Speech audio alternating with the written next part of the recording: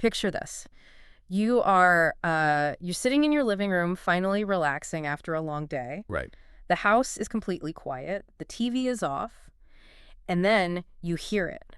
A faint, like a frantic scratching sound coming from right inside the wall behind the drywall. Oh, that is the worst. It really is. Or maybe you walk into your primary bathroom, you turn on the light to brush your teeth, and you are immediately hit with this incredibly sharp, musty odor blowing straight down from the exhaust vent. Yeah, and your first thought might be that you have a ghost, right? Yeah. Or maybe some terrible plumbing issue. Exactly. But what you are actually experiencing is an invasion, and it is happening right above your head. It's deeply unsettling. I mean, we invest so much in our homes, and we like to think of these walls as, impenetrable fortresses. Right. But nature is incredibly adept at finding the microscopic flaws in our modern armor. When an animal decides your house is their house, the psychological toll on a homeowner is immediate. Totally. And that feeling of being invaded is exactly what we are unpacking in today's deep dive. We are looking through a fascinating stack of documents detailing structural exclusion and nest management strategies.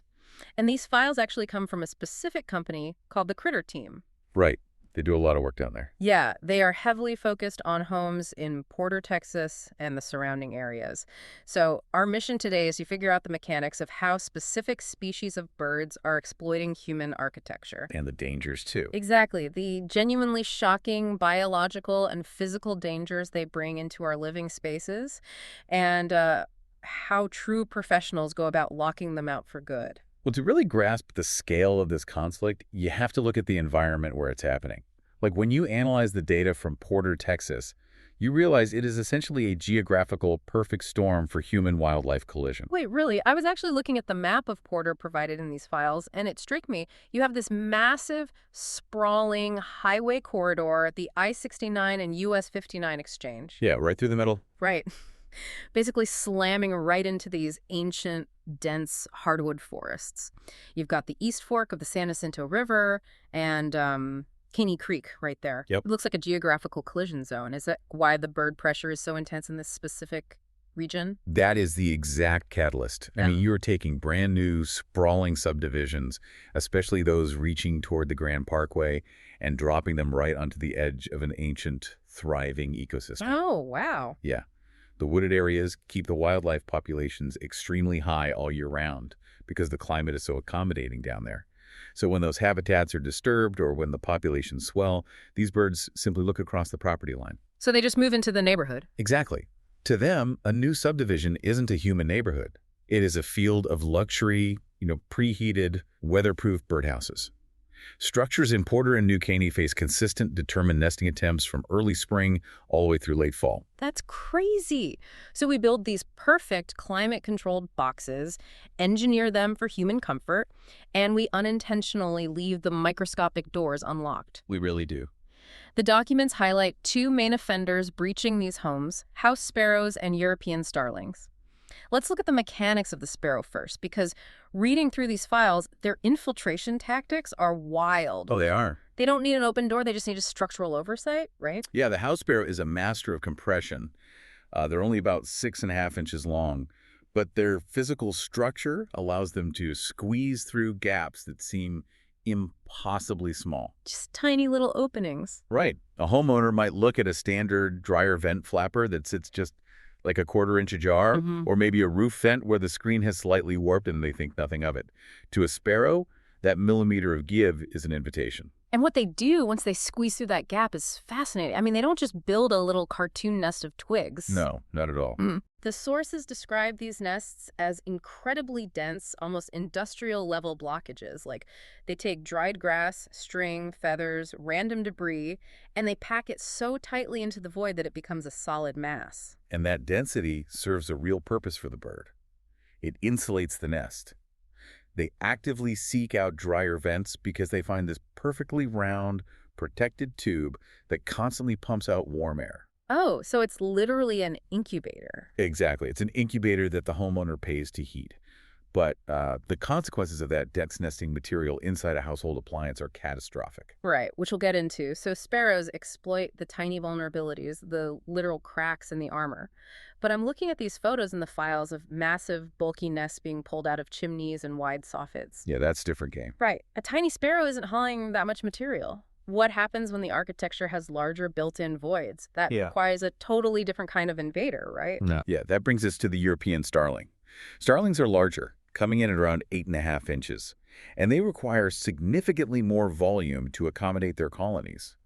They are space seekers. Space seekers, okay. Yeah. They actively target chimneys that lack functional caps or open roof turbines and wide gaps where the soffit meets the roofline. So if we're looking at this like a heist, the sparrows are the lockpickers squeezing through a cracked window, while the starlings are the brute force movers looking for a spacious loft to take over entirely. That's a perfect analogy. And because they have more space to work with, they build these massive nests. They do. They can stuff a surprisingly large void with material before the problem ever manifests on the inside of the house. Usually a homeowner does not even see a starling problem first. They smell it. Ugh, the smell. Yeah, the odor is incredibly distinct. A sharp, musty, almost ammonia-like smell that suddenly pushes through the vent when you turn on the bathroom fan. By the time that scent hits your nose in the primary bathroom, that starling nest is deeply established in your ductwork. Which brings up a massive question for me. We engineer these modern houses to withstand hurricane-force winds, right? Right. Use brick, steel, treated lumber. How are these tiny birds actually defeating the mechanical defenses built into our homes? Well, it comes down to a fundamental mismatch between the materials builders use and the extreme realities of the Texas environment. The heat. Exactly. Consider the intense UV exposure in Montgomery County. Builders frequently use lightweight, builder-grade plastic for dryer vent covers and bathroom exhaust flaps just to save on construction costs. So they put cheap plastic on the exterior of a house, baking in 100+ degree heat. It's a recipe for failure. Over months of exposure, those UV rays literally degrade the polymers in that plastic. It turns from a flexible, resilient material into something incredibly brittle. Oh, I see where this is going. Yes, so when a determined sparrow or starling repeatedly lands on it, they aren't just pushing against a sturdy flap, they are shattering a compromised defense. The bird will perch on the brick ledge and use its beak to pry at that weakened plastic until the spring tension snaps or the plastic just crumbles. So they are exploiting the fact that our building materials are actively decaying. Exactly. And time picks the lock on older houses, too. Like, the files mention homes in Porter Heights where years of weathering, wood expansion and the humidity and foundations settling gradually open up gaps around roof vents. Yeah, the house shifts just a fraction of an inch and suddenly a starling has an entryway. Yeah. And this is where the conversation really shifts from just property maintenance to immediate human safety. Yes, here's where it gets really interesting, because when you hear about a bird in a vent, your instinct is probably like, oh, what a nuisance. I have to listen to chirping. Right, it's just annoying. But this is a severe hazard. Let's go back to that dense sparrow nest packed inside a dryer vent. We are talking about a compressed block of dried grass and feathers. Think about the physics of a clothes dryer. It functions by exhausting hot air and highly flammable lint. When a sparrow packs its nest into that duct, it blocks the airflow completely. You now have highly combustible organic material sitting directly against a heat source, trapping hot, dry lint behind it. It's literally kindling stuffed into an oven. It is the exact mechanical recipe for a structural fire. Fire safety professionals treat bird nests in dryer vents as severe, immediate emergencies for this exact reason. It is terrifying. And the fire risk extends to chimneys, too. If a chimney lacks a properly sized cap, starlings will nest in the flue. This ruins the fireplace draft, meaning instead of smoke and carbon monoxide venting up and out, it hits that dense nest and backs up directly into your living room. Wow. So we have structural fire hazards and carbon monoxide risks. But there's also a biological threat detailed in these files that completely changes how you look at your bathroom ceiling. Oh, absolutely. Let's talk about histoplasmosis, because the mechanics of how this infects a home are just horrifying. Yeah. When starlings claim a bathroom exhaust or a kitchen range hood, they build their nests deep into the ductwork. Over time, that nest fills with decomposing organic debris and, crucially, bird droppings. Oh. And when those droppings sit in the duct, a specific fungus begins to grow in the waste. And that ductwork leads directly to the exhaust fan right above where you shower. Exactly. When you turn on that bathroom fan to clear the steam from your shower, the motor kicks on and violently pushes air through all that contaminated nesting material. Oh, no. The airstream dries out the fungus, turning it into microscopic spores, and aerosolizes it. Meaning your exhaust fan essentially acts as a delivery system, blowing aerosolized bird waste straight back down into the house. Yep.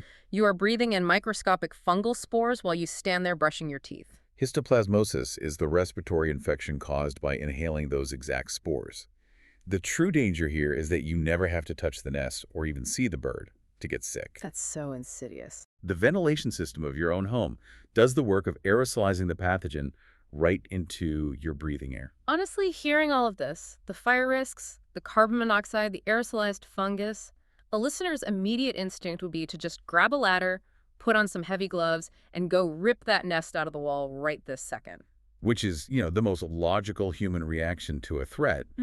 But acting on that instinct could accidentally trigger a federal investigation. Okay, wait, let me unpack this.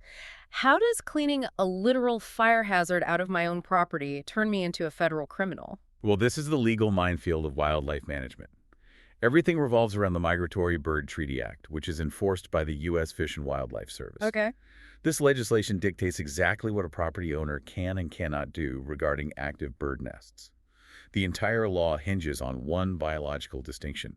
Is the bird a native or non-native species? Okay, so applying that to the sparrows and the starlings causing the fires and the histoplasmosis. Right.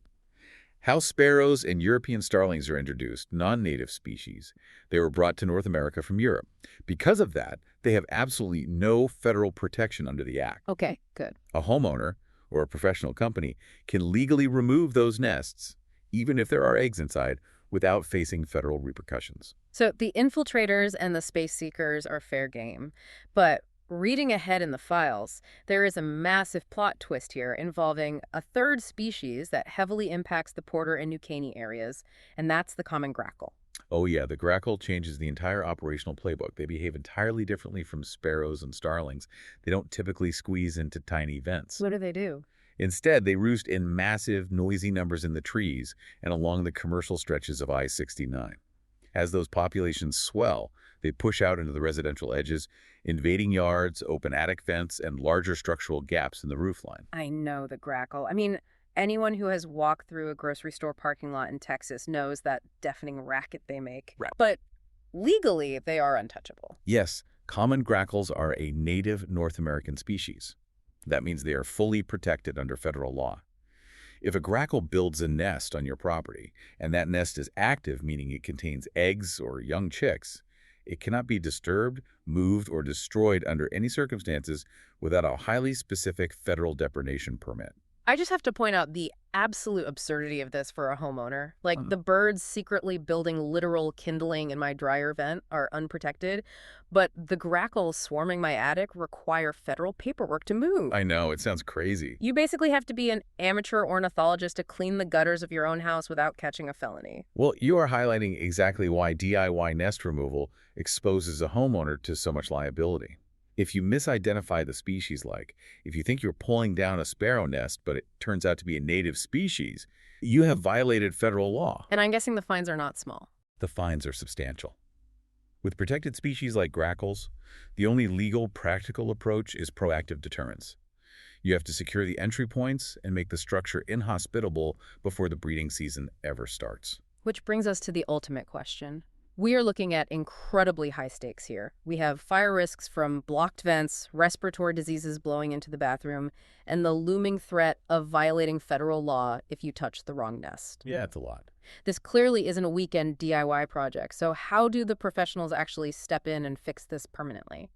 When you look at the case study of the Critter team, the company operating out of Humboldt that provided these documents, you realize why they treat this like a surgical military operation. Yeah, I noticed in the background files that the owner, Mike Garrett, actually has a military background. And when you look at their methodology, it makes complete sense. There is no guesswork. It is a highly disciplined approach. Exactly.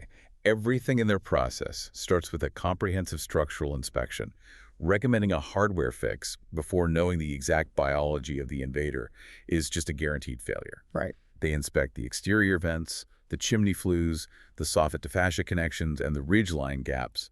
They identify the species, measure the precise opening, and evaluate the specific construction materials of the house. And there is a crucial operational rule they follow before any new metal goes onto the house. The sources call it the clean first rule, and it seems so obvious, but apparently a lot of budget contractors skip it. It happens all the time. All nesting material, all the highly flammable debris, and all the biological waste must be completely cleared from the ducts and the flues before any exclusion covers are installed. Because putting a shiny new metal vent cover over a duct that is still blocked by a dense sparrow nest is like putting a Band-Aid over a splinter without actually taking the splinter out first. That's exactly what it's like. You haven't solved the airflow, you haven't removed the fire hazard, and you certainly haven't removed the histoplasmosis threat. You've just locked it all inside a metal cage. Right, the sanitation and the exclusion are inextricably linked. Once the void is clean, the focus shifts to top-tier hardware. The stuff that actually lasts. Yes. We discussed earlier how the Texas sun just bakes builder-grade plastic until it shatters. The Critter team entirely rejects those materials. They are a bird barrier certified installer and a Ridge Guard certified installer. Oh, that's a big deal. It is. They exclusively use custom-sized, heavy-duty metal vent guards. No plastic, no cheap spray foam, and definitely no flimsy hardware cloth. The custom sizing on the chimneys really stood out to me. Why does it matter so much that they measure every single flue? Well, if a contractor uses a generic one-size-fits-all chimney cap, it often won't see correctly on the crown of the chimney. An undersized or poorly fitted cap interferes with the thermodynamic draft of the fireplace. So it messes with the airflow. Exactly. It chokes the airflow, which pushes that smoke and carbon monoxide back into the house. By sizing it perfectly, the heavy mesh screening blunts the starlings while allowing the gas exchange to happen naturally. And beyond the engineering, there is a business model aspect here that provides serious peace of mind. When you hire someone to do intricate, high-stakes work on your roof, you want to know who is actually showing up. Right. The documents emphasize that the Critter team operates with 100% in-house technicians. Yeah, they do not subcontract their structural exclusion work out to third-party day laborers. The personnel inspecting the property, sanitizing the ducts, and installing the custom metalwork are direct employees of the company. That's huge for quality control. It really is. It creates a closed loop of accountability. The written warranty they provide is actually backed by the specific technicians who perform the labor. So let's bring this all together for you listening right now. If you are dealing with these invaders, if you hear that frantic scratching behind the drywall, if your clothes dryer is suddenly taking 3 full cycles to dry a load of towels because the vent is blocked. Or if you catch that sharp, musty odor from your exhaust. Exactly. You do not have to become an amateur ornithologist, and you certainly do not have to face this alone. The structural damage, the fire risks, and the health implications are simply too severe to ignore or trust to a temporary patch. And if you are in their service area, the Critter team has this process down to a science. They serve Porter Heights, New Caney, Humble, Kingwood, and the surrounding Montgomery and Harris County communities. Yep, they cover a wide area. If you want to talk to them directly, their physical address is 6942 FM, 1960 Road East, Suite 211 in Humble, Texas, 77346. And because wildlife emergencies don't stick to business hours, their phones are answered 24 hours a day at 281-667-0171. That's 281-667-0171. Right. So stepping back and looking at all these documents, it really leaves you with a profound thought about the future of how we live. Yeah, we are locked in this constant escalating arms race between the relentless adaptability of nature and the evolution of human architecture. It's so true. Every time we invent a new modern convenience, we unintentionally build a better habitat for something else. Exactly. But it makes you wonder, as urban sprawl pushes further into these ancient habitats, and as the climate continues to shift migratory patterns, what happens to the next generation of home building? Oh, that's a good point. Right, like, will traditional ventilation systems eventually become obsolete because the wildlife pressure is just too high? Will the architects of tomorrow have to design homes as completely sealed biodomes, entirely closed off from the outside air, just to keep nature from moving in? It's a wild thought. The next time you are sitting in your living room and you hear a bump in the night or a scratch in the wall, remember, your home isn't just a static shelter. You are currently the landlord of a living, breathing ecosystem, and there is always a line of applicants waiting outside for an open window. Keep your defenses strong. And leave the evictions to the professionals. Thanks for taking this deep dive with us today. We will catch you on the next one.